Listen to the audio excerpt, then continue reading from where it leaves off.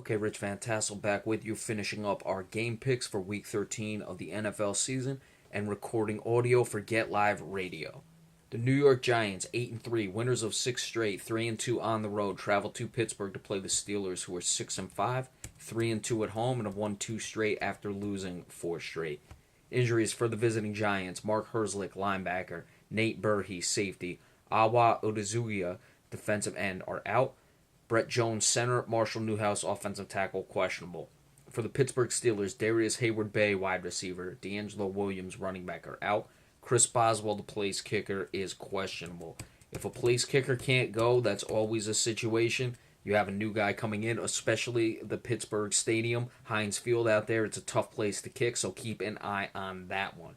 As for the game, it's really going to come down to, can the Pittsburgh Steelers defense slow down the New York Giants offense? The Giants, during their six-game winning streak, they haven't played some of the best offenses in the league. I'm not taking anything away from them, but certainly Pittsburgh's offense will give the Giants defense, which has been playing well, a bit more resistance than they're used to. Odell Beckham Jr., look for him to have a big day. Artie Burns, I would expect, is going to draw the matchup against Beckham, but he's not going to be able to really contain him that much. So it's going to be Pittsburgh in a shootout, basically having to come up with the victory. Le'Veon Bell getting back into the swing of things. He's been very good since coming back from his suspension. He's playing well. Of course, the Giants struggle to run the ball. They've been doing a little better of late. Let's see if they're even looking to run much. Going to be an offensive game in this one. I think the Steelers are going to come up with the victory. I just don't like this one for the Giants. I'm liking 31-27 in a high-scoring game for this one tomorrow. But again, it could go either way because these are two good offenses going at it, and there's not going to be a lot of defense in this one. Turnovers and special teams may be the difference. The Washington Redskins at 6-4-1, 2-2-1 on the road, travel to Arizona to play the Cardinals, who are 4-6-1, 3-2-1 at home. Injuries for the visiting Redskins: Nick Sundberg, long snapper; Chris Thompson, running back; Bashard Breeland, cornerback; Trent Murphy, defensive end, are questionable. Anthony Lanier, defensive end, is out. For the Cardinals, Josh Brown, wide receiver, questionable. Tyrann Mathieu, safety, doubtful. Tyvon Branch, safety, is out on injury reserve. Arizona, whether or not they make the playoffs, it's highly unlikely that they will. They would certainly have to have this game to have any chance. A loss for the Redskins not only opens the door for teams in the NFC North like a Minnesota, like a Green Bay, even though Washington's beat those teams. That's something for the end of the year. The Cardinals, if they get this victory, they would have the win over Washington. Washington currently holds the last spot in the wild card, so certainly it would give Arizona a little bit of life. But Arizona's in a situation where they really could only lose one game at most the rest of the way, and their inconsistencies have plagued them all season long. With that being said, Washington, as good as Kirk Cousins is playing, this really is not an indictment on the Redskins in this game. I just think the Cardinals are going to rise up in this game where they should have been playing all season long. I don't know if it means they're going to make the playoffs, which I highly doubt. For whatever reason, I'm just expecting Arizona to have a rise-up game in this one. I like the Redskins much more than I like the Cardinals as far as everything that's gone on this season. I just have a feeling about this game that the Cardinals figure it out for one time, give themselves at least the faintest bit of hope going down the stretch for the playoffs. Cardinals, 34-27 over the Washington Redskins. Cousins, I will expect to put up a lot of numbers in this one, however.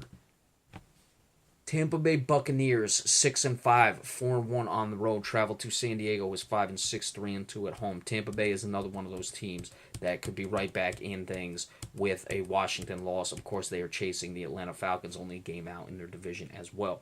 Injuries for the visiting Buccaneers: 3 questionables. Brandon Myers, tight end; Jaquiz Rogers, running back; Ryan Smith, defensive back; Evan Smith, center; and Chris Conte, safety, are out.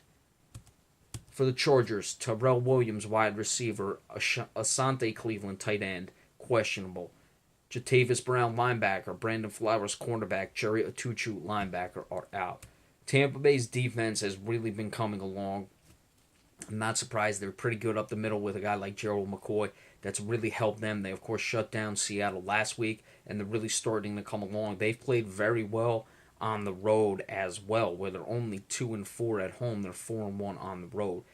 A lot of the best road teams thus far this year, the Cowboys, the Patriots, the Raiders, while they've been very good on the road, of course, they've also been solid at home. Tampa Bay, it's usually very unusual for a team to be this good on the road and that poor at home. This is, of course, a road game.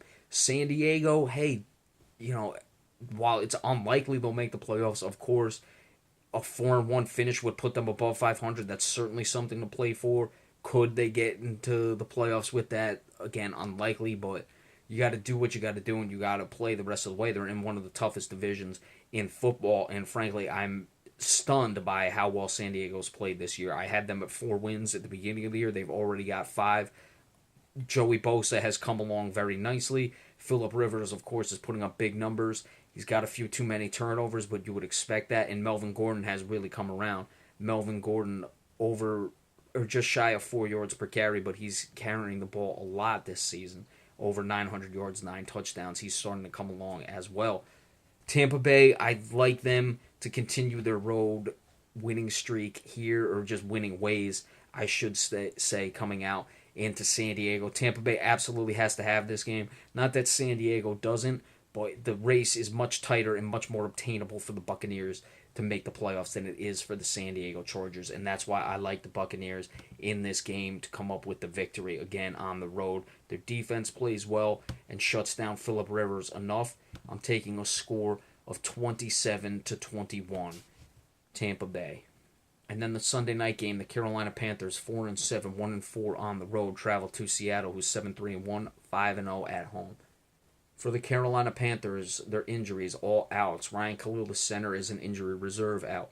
Luke Kuechly, linebacker. Mario Addison, defensive end. Kurt Coleman, safety. Darrell Williams, offensive tackle, are the rest.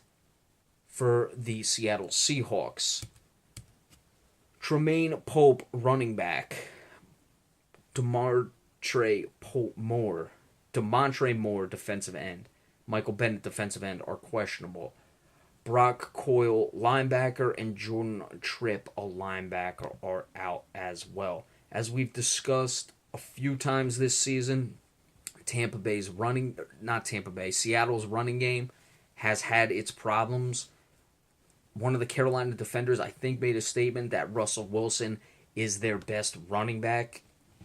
He might be at this point, the way they've struggled. That's certainly something that Seattle's going to have to fix going into the playoffs. They're pretty much set in that division, but you got Thomas Rawls, now Pope, a guy who's been coming along. I guess Procise is out. I'm not really sure what his deal is as far as injuries or what, but it's something that they've got to figure out. And of course, the running game has not been great as well, or their offensive line play has not been great as well, which has caused some problems in the running game also. For Carolina, their last shot was basically last week, the way they lost that game to the Oakland Raiders. Remember, traveling west, I'm assuming they probably stayed out on the West Coast this entire week. I don't imagine they would have flown back and just to fly back out to Seattle, which would have been a tough flight. They probably stayed in Oakland and just went right up. But the way they gave that game away to the Oakland Raiders, they were playing well and just couldn't hold it. It's just been, the situation that they've had this entire season. It's been a down year for the Panthers. They are 3-3 at home, which isn't great. 1-4 on the road is killing them, and obviously the departure of Josh Norman, injuries to the running game, they've come back to get the Carolina Panthers this year. I expect Seattle off of that tough loss last week to the Buccaneers. They are flying back home. They've had a tough travel schedule this entire season, but they are 5-0 at home. I expect them to get a win fairly easily. I think all the wind is out of the sails of the Carolina Panthers heading down the stretch. I like 27-13 for the Seattle Seahawks over the Carolina Panthers. Okay, and just a reminder to all those listening on Get Live Radio, you can also catch anything else I do that's sports related. Monday night previews, Thursday night previews, weekly NBA reports, all that on the Rich Van Tassel channel. So all those who listen there, we appreciate that very much. Remember to stay tuned tomorrow. We'll give you the game recaps of all these games, the weekly NBA report. The Boston Celtics report may come tomorrow, may come Monday, depending when their next game is. We'll look for that. Remember, we appreciate all subscriptions as well. Thank you all so much, and enjoy the rest of your weekend.